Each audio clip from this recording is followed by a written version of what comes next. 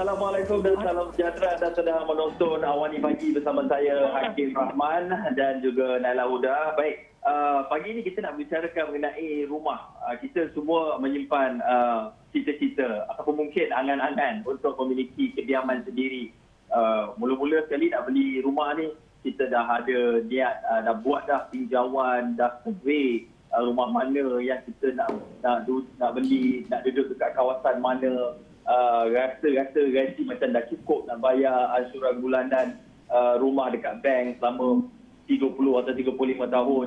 Tetapi apabila dah buat proses semua itu, tiba-tiba bank maklumkan bahawa laporan kredit kita tidak memberansangkan. Apa yang dimaksudkan dengan laporan kredit? Laporan kredit inilah yang akan kita bincangkan dengan tetamu-tetamu jemputan kita. Yang Naila akan kenalkan nanti. Tapi Naila sebelum tu dah sebi-sebi nak beli rumah. Masih berangan lagi seperti yang dikatakan Hakim tadi. Tapi tak apa, persiapan itu penting. Masih lagi perlu tahu tentang laporan kredit dan banyak siri yang kami jalankan sebelum ini. Apa perkara yang anda perlu tahu walaupun masih lagi tengah berangan. Dan kita lihat sebenarnya banyak yang anda kena tahu tentang laporan kredit ini. Kalau kita lihat laporan Bank Negara, sebab-sebab pinjaman perumahan selalunya ditolak adalah berpunca daripada rekod kewangan yang kurang memuaskan, dokumen tidak lengkap juga antara punca utama, dan peminjam mungkin juga mempunyai komitmen yang tinggi. Ini antara faktor-faktor yang kita nak tahu lebih lanjut bersama dengan tetamu kita pagi ini, Rozahila Yazid dan juga Amirul Hafiz daripada Perunding Hartanah Maira sendiri. Terima kasih kepada dua tetamu kita pagi ini sudi berkongsikan tentang laporan kredit. Kita nak mulakan dengan Encik Amirul. Boleh Encik Amirul kongsikan seberapa besarkah peranan laporan kredit ini untuk seseorang peminjam ataupun mereka yang ingin membeli rumah ini? Kita nak tahu apa pentingnya laporan kredit ini. Baiklah, terima kasih Laila dan juga Hakim. Pertama sekali sebelum saya mulakan, izinkan saya untuk berpantun. Lepak di rumah menghirup kopi, lepak bersama Acong dan Mutu. Rumah idaman termimpi-mimpi, kami di Maira sedia membantu. Baiklah, berbalik kepada soalan yang diajukan kepada saya sebentar tadi, seberapa besarkah peranan laporan kredit terhadap individu? Ia memainkan peranan yang sangat besar sekali dan kesannya amatlah besar. Ada terutamanya laporan kredit ini kiranya anda ingin membuat pinjaman perumahan. Secara keseluruhannya, laporan kredit ini adalah gambaran terhadap tahap kesihatan kredit anda. Jadi laporan kredit ini dia berdasarkan sejarah kredit anda daripada kredit history untuk menentukan sama ada anda adalah pembayar hutang yang baik dan adakah anda mampu untuk membayar semula pinjaman yang diberikan kepada anda. Oleh itu saya ingin tegaskan di sini dan ingin saya tekankan kepada anda yang berada di luar sana, kiranya anda ingin membuat pinjaman perumahan, lebih baik anda menjaga laporan kredit anda daripada awal lagi, terutamanya kepada anda yang ingin buat pinjaman perumahan. Okey, saya nak bertanyakan kepada Puan Rozahila. Macam mana sebenarnya kita nak semak laporan kredit ni? Orang tu jaga-jaga tapi kita nak jaga macam mana sebenarnya? Okey, untuk menyemak laporan kredit kita ada dua. Kita ada laporan kredit siklis dan juga laporan kredit sitos. Okey, untuk laporan kredit sitos, saya akan terangkan untuk bahagian sitos dulu. Sitos ni adalah salah satu agensi pelaporan kredit milik swasta yang diadaptakan di agensi pelaporan kredit Kementerian Keuangan. So laporan ini boleh menunjukkan kredit penilaian, rating skor kredit anda lah. Untuk laporan ini juga dia akan menunjukkan likuiditas rekod syarikat Sdn Bhd yang masih hutang ataupun masih mempunyai tindakan dengan syarikat-syarikat Sdn Bhd. Seperti ada tunggakan syarikat-syarikat telco, syarikat penapis air ataupun syarikat-syarikat Sdn Bhd lah. Dan kita nak tahu juga macam mana nak dapatkan laporan kredit ini lebih terperinci, bukan saja mungkin apa yang diperincikan dalam seperti apa yang kita tahu, tapi apa yang sebenarnya diperlukan ketika nak membuat permohonan itu. Perlu tak kita tahu laporan kredit dengan lebih khusus, Cik Amirul? Baik, penambahan daripada laporan kredit itu tadi, seperti yang Puan Rozahila terangkan, itu adalah laporan kredit sitos. Dan kita juga perlu tahu terdapat lagi satu laporan kredit iaitu laporan kredit CCRIS. Laporan kredit CCRIS ini ialah Central Credit Reference Information System, di mana sistem maklumat rujukan kredit pusat yang dikeluarkan oleh Biro Kredit Bank Negara. Jadi laporan kredit ini dia diseragamkan dan disusun mengikut maklumat yang diperoleh daripada pihak bank, penyedia insurans dan juga agensi kerajaan dan lain-lain. Jadi untuk laporan CCRIS ini dia tidak menyatakan sama ada anda mempunyai rekod skor yang baik ataupun buruk. Malah sebaliknya, untuk laporan CCRIS ini dia menunjukkan rekod pembayaran hutang anda dalam tempoh 12 bulan ke belakang, iaitu 12 bulan terakhir. Jadi untuk rekod kredit ni sama ada ia baik ataupun buruk, ini bergantung kepada pihak bank yang menentukan, dan ia juga bergantung kepada rekod pembayaran anda dalam 12 bulan ke belakang. Jadi apa yang terkandung di dalam laporan CCRIS ini berbeza dengan laporan CITOS itu tadi. Untuk laporan CCRIS ini ialah segala hutang yang kita buat melibatkan bank di bawah bank negara. Sebagai contohnya saya nyatakan seperti pinjaman peribadi, pinjaman ASD, pinjaman rumah, pinjaman loan kad kredit dan juga overdraft. Cik Amirul, macam mana kita nak tahu, nak pastikan bahawa laporan CITOS dan juga CCRIS kita itu dalam keadaan baik? Contohnya seperti Cik Amirul sebutkan tadi, awal tadi ada menyatakan bahawa soal pembayaran hutang, tetapi kalaulah andai kata saya mempunyai pembiayaan ataupun hutang dengan pihak bank dan due date dia adalah contoh 17 hari bulan, tetapi saya hanya boleh membayar, saya dah lepas due date tu, saya hanya boleh membayar ansurans ataupun pembiayaan pinjaman saya dengan pihak bank pada 25 hari bulan. Sebab 25 hari bulan tu hari gaji. Dan adakah itu akan menjejaskan ataupun menyebabkan laporan CITOS dan CCRIS saya tidak baik? Baik, pertama sekali saya terangkan untuk laporan CCRIS ni, di antara sama ada laporan CCRIS kita baik ataupun laporan CCRIS kita teruk, seperti yang anda dapat lihat pada paparan skrin TV anda. Untuk laporan CCRIS yang baik ini adalah di mana tiada tunggakan pada pembayaran anda. Sekiranya anda dapat lihat, sekiranya pada laporan CCRIS anda tidak keluar angka selain daripada kosong, maknanya sekiranya kosong je semua, ini bermakna laporan CCRIS anda baik dan tiada tunggakan pada pembayaran CCRIS anda. Jadi untuk laporan CCRIS ni anda dapat lihat bilakah tarikh anda membuat suatu pinjaman, dan juga anda dapat lihat apakah jenis-jenis pinjaman yang telah anda buat dengan pihak bank. Sebagai contoh, pinjaman peribadi, pinjaman kereta, pinjaman DSP dan juga kad kredit. Dan di sini juga anda dapat lihat berapakah outstanding balance yang belum dibayar, dan anda juga dapat lihat berapakah amount yang anda mohon ketika membuat pinjaman tersebut. Jadi untuk laporan CCRIS yang lemah pula, untuk laporan CCRIS yang lemah, jika anda lihat angka yang keluar di sebelah kanan, iaitu rekod pembayaran anda dalam 12 bulan terakhir, terdapat angka selain daripada kosong, iaitu angka seperti 1, 2, 3 dan 4. Kiranya angka ini bertambah, ini bermakna pembayaran anda melebihi daripada 1 bulan dan seterusnya. Baik, ini kami paparkan laporan kredit CCRIS yang baik. Mungkin boleh Encik Amirul jelaskan perbezaan antara laporan kredit yang CCRIS yang baik dan buruk, apa yang kita perlu perhati di sini, Encik Amirul?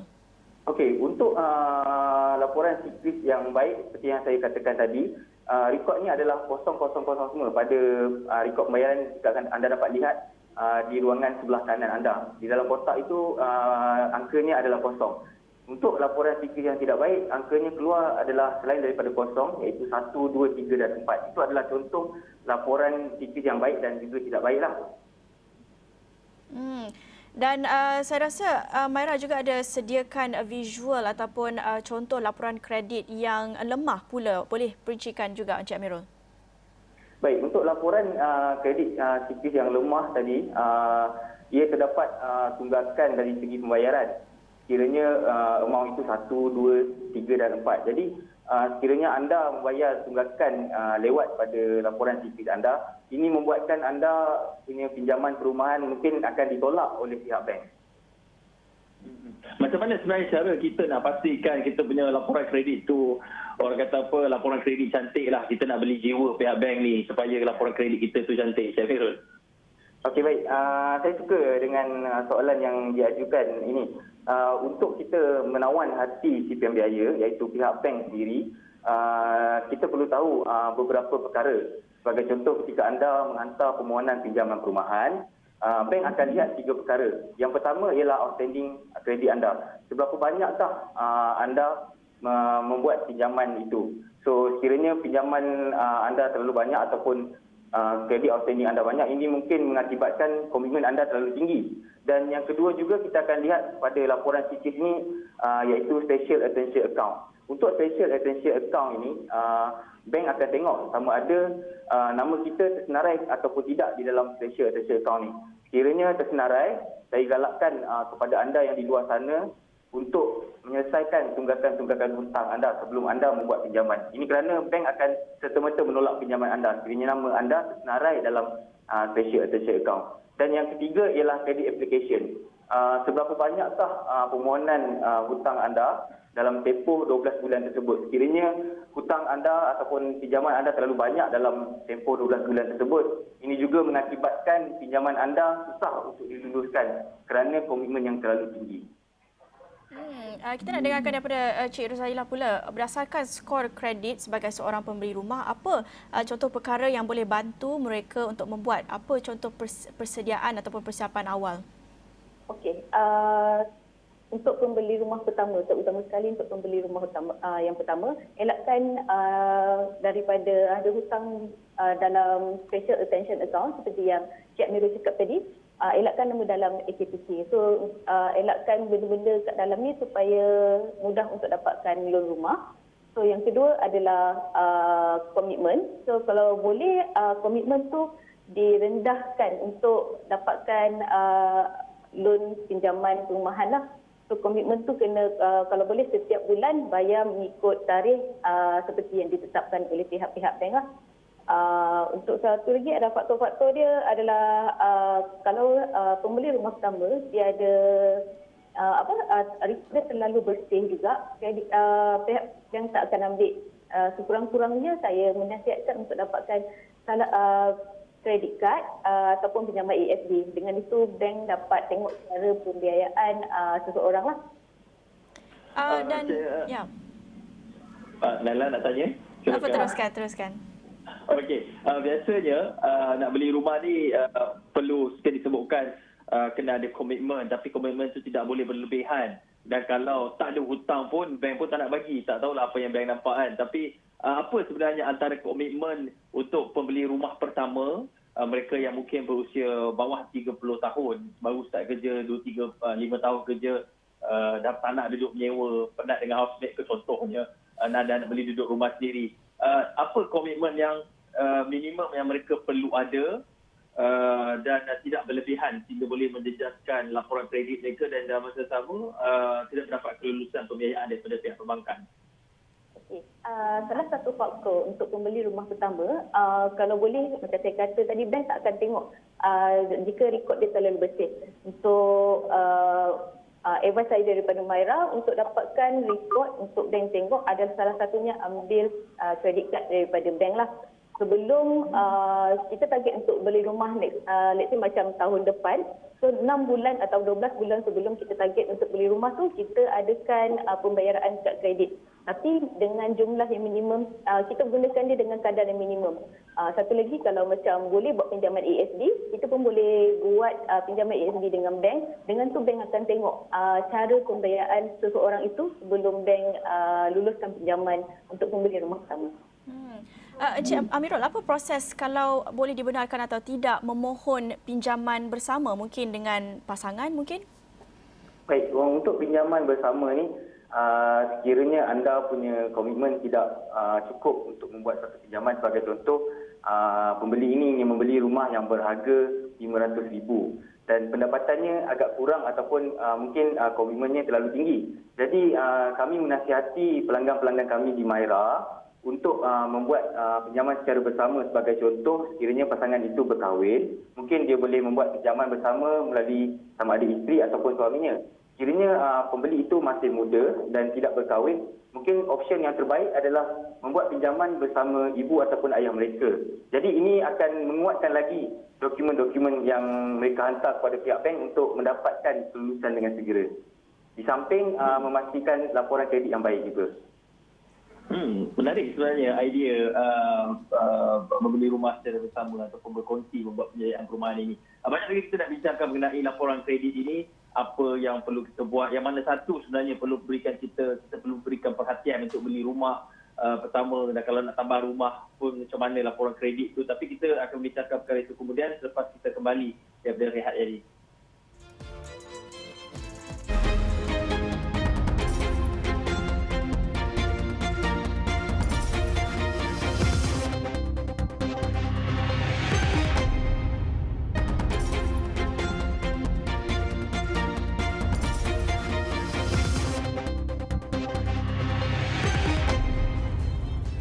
Bertemu kembali di Awani Pagi bersama saya Naila dan Hakim menceritakan tentang sekali lagi membawakan anda siri perbincangan apa yang anda perlu tahu sebelum anda membeli rumah. Hari ini kita menceritakan tentang laporan kredit yang ramai juga kita tahu mengalami masalah sedikit mempersiapkan dokumen, mungkin juga apa persiapan awal yang mereka boleh tahu sebelum mereka menyediakan laporan kredit ini. Kita bersama dengan Rozahila dan juga Amirul Hafiz dari pada Myra menceritakan tadi tentang apa persiapan awal yang boleh dilakukan oleh peminjam dan juga mungkin boleh membuat permohonan secara bersama. Itu antara tips-tips yang dikongsikan. Kita nak tahu juga apa antara faktor-faktor yang menjejaskan permohonan sehingga boleh ditolak ataupun dibatalkan. Kita tahu mungkin dari sudut dokumen itu antara isu besar yang dialami orang ramai. Mungkin Cik Amirul boleh jelaskan di sini faktor-faktor utama. Baik, terima kasih Laila. Untuk faktor-faktor yang boleh mengakibatkan ataupun yang mempengaruhi kredit seseorang itu, terdapat 7 faktor di sini. Yang pertama ialah special attention account.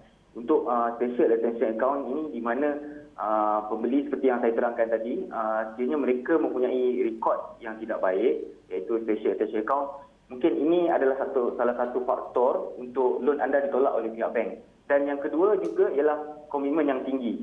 Sekiranya anda mempunyai komitmen bulanan yang tinggi dengan pihak bank, ini juga mengakibatkan anda punya DSR. DSR ni ialah debt service ratio, iaitu di mana cara pengiraannya adalah komitmen bulanan dibahagikan dengan pendapatan bulanan dan didarabkan dengan 100. Dan anda akan dapat berapa kadar peratusan DSR anda. Untuk DSR ini, kebanyakannya bank di negara Malaysia ini meletakkan di antara kadar 60 ke 70%. Ini juga bergantung kepada tangga gaji anda. Kiranya gaji anda tinggi, ada kemungkinan untuk kadar DSR ini dinaikkan. Dan ini juga untuk pengiraan DSR ini, dia mengambil kira komitmen-komitmen seperti yang dimasukkan di dalam siklis, seperti komitmen pinjaman kereta, pinjaman perumahan, pinjaman DSB dan juga kad kredit. Dan faktor seterusnya ialah jenis-jenis pekerjaan. Kiranya anda berada di dalam sektor pekerjaan yang berisiko, sebagai contoh negara kita dilanda oleh wabak COVID-19 dan ada sektor-sektor pekerjaan yang terjejas disebabkan wabak COVID-19 ini. Kiranya anda berada di dalam sektor-sektor merah, sebagai contoh saya terangkan di sini ialah sektor pelancongan sebagai contoh. Untuk sektor-sektor yang terjejas ini, kiranya anda ingin membuat permohonan pinjaman, mungkin pinjaman anda sukar untuk diluluskan. Dan yang seterusnya ialah laporan siklis yang terlalu bersih. Sekiranya laporan siklis anda terlalu bersih dan tiada apa-apa komitmen, ini juga salah satu faktor yang menyebabkan loan anda ditolak ataupun di-reject oleh pihak bank. Jadi saranan saya kepada anda di luar sana dan nasihat kami daripada Myra, sekiranya anda tiada apa-apa komitmen, lebih baik anda buat satu komitmen. Sebagai contoh, anda ambil kredit kad yang tiada annual fee. Jadi tiada bayaran lain-lain yang dikenakan. So untuk kredit kad ni anda cuma ambil, jangan gunakannya.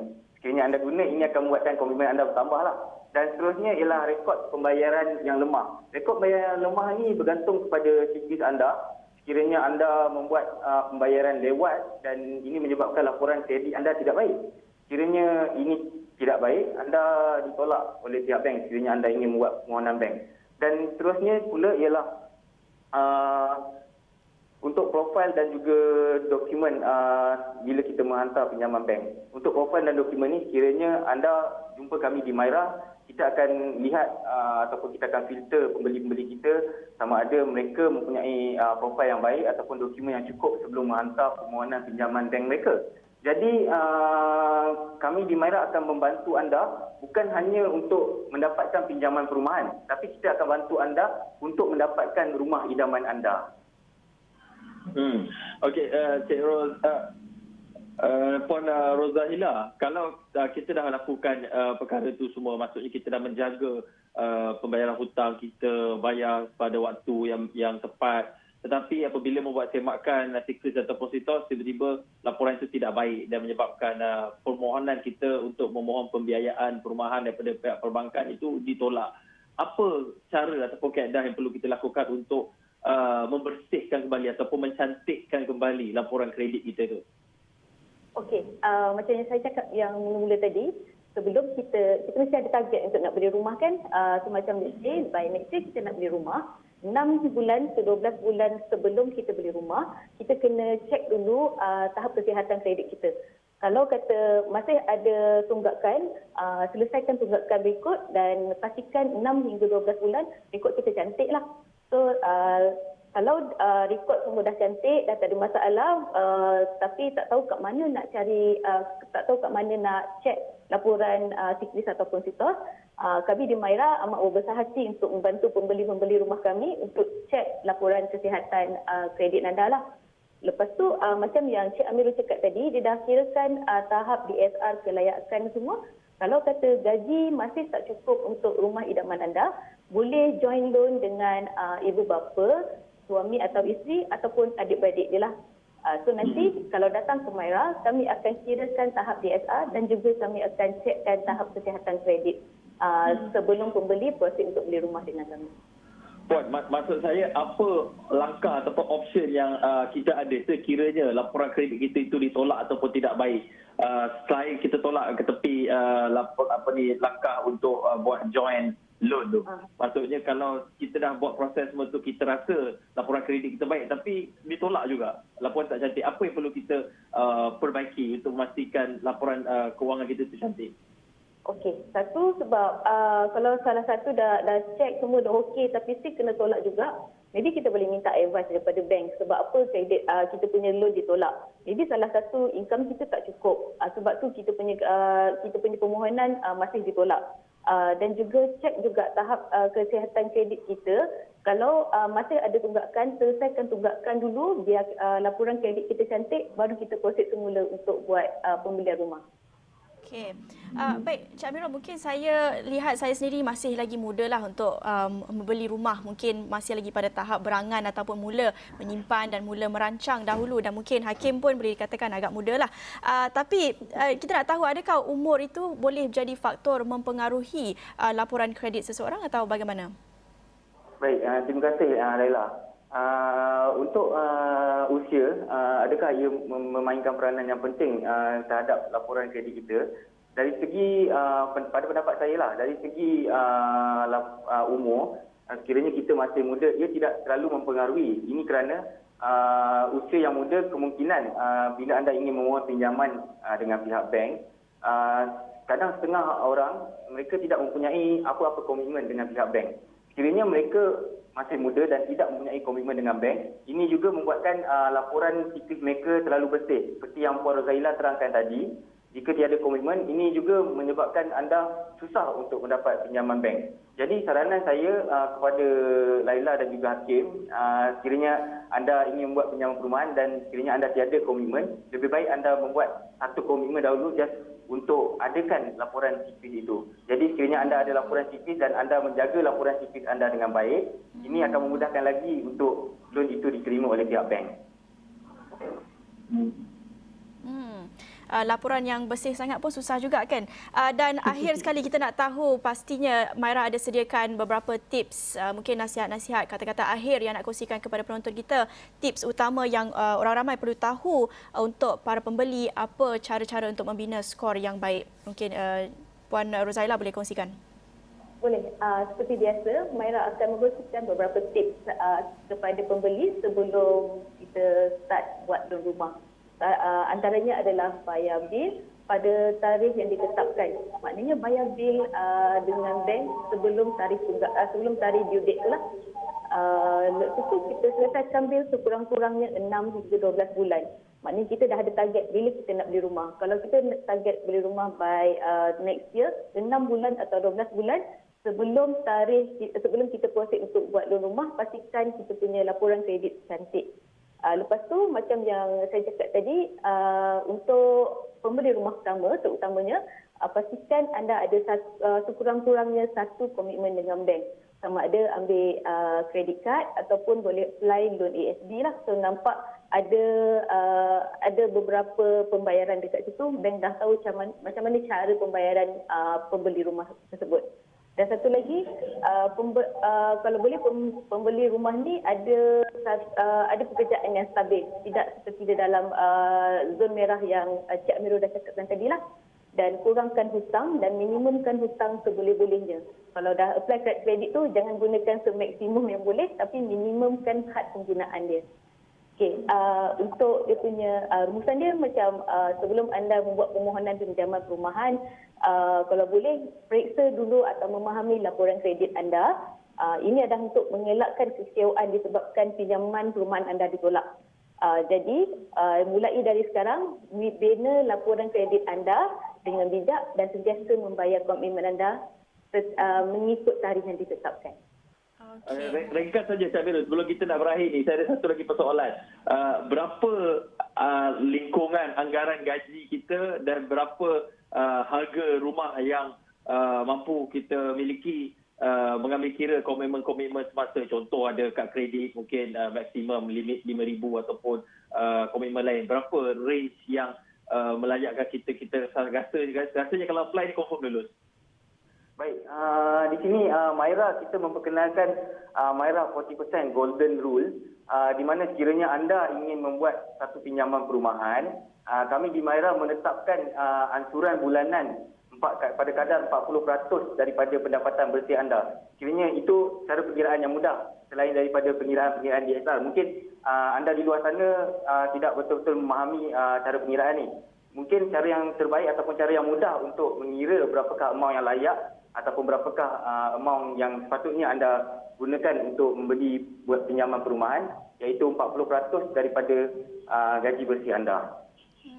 Baik, itu Golden Rule Myra. Mungkin lepas ni Hakim kita dah boleh mula kira-kira dah. Terima kasih kepada tetamu kita Rozaila Yasir dan juga Muhammad Amirul Hafiz, kedua merupakan perunding kanan hartanah Myra, kongsikan tentang laporan kredit, apa yang anda perlu tahu sebelum anda membeli rumah, antara persiapan bagi mereka yang berminat untuk membeli rumah ketika ini. Dan saya rasa itu saja perkongsian kami di awal pagi pada jam ini bersama saya Naila Huda dan Hakim Rahman. Salam hormat.